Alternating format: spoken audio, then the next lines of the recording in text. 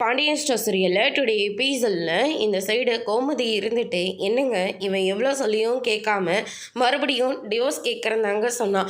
ஆனால் அதுக்குள்ளே மயிலை போயிட்டு விசாரித்தா மயில் எனக்கு விவாகரத்து கொடுக்கறதுல மனப்பூர்வமாக சம்மதம்னு சொல்லிட்டு போயிட்டாங்க. என்ன செய்கிறதுன்னு எனக்கே ஒன்றும் புரியலைங்க. செஞ்ச தப்புக்கு பரிகாரமாக அது இருந்துட்டு போட்டோம் அப்படின்ற மாதிரி சொல்கிறாங்கங்க. ஆனால் மயிலோட அம்மா சும்மாவே இருக்கலை. அந்த குழந்தைய நீ மட்டும் தன்னந்தனியாக வளர்த்துருவியா அப்படி இப்படின்னு சொல்லிட்டு வெளியே நின்று தான் சத்தம் போட்டுட்டு இருந்தாங்க. அவள் கர்ப்பமாக இருக்கிற விஷயம் கோர்ட்டுக்கு தெரிஞ்சிருந்தா கண்டிப்பாக டிவோர்ஸ் கொடுக்க சம்மதம் சொல்லியிருக்கவே மாட்டாங்க. இன்னும் ஒரு வாரத்தில் டிவோர்ஸ் பேப்பர் தந்துடுவாங்கன்னு வேற சொல்லிக்கிட்டு இருக்காங்க. எனக்கு என்ன செய்கிறதுனே ஒன்றும் புரியலைங்க. பெரியவங்க பிரச்சனைனால அந்த பிஞ்சு குழந்தை பாதிக்கப்படணுமான்னு தோணிக்கிட்டே இருக்குங்க.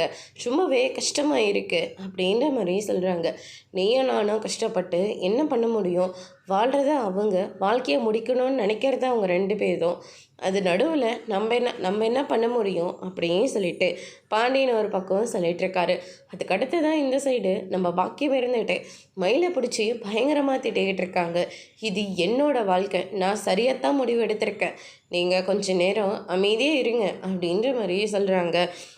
இந்த வீட்டில் உட்கார வச்சு சாப்பாடு போட்டுட்ருக்கிறத நான், இந்த வீட்டுக்கு சாப்பிட்டா மட்டும் போதாது, அதுக்கு தேவையான பொருளை வாங்கி கொடுக்கறது நான் அப்படின்னு சொல்லிட்டு தங்கமயில் ஒரு பக்கம் ரெண்டு பேரும் மாறி மாறி பயங்கரமாக சண்டை போட்டுக்கிறாங்க. அதோடு இன்னைக்கான பிரமும் முடிச்சிருக்காங்க.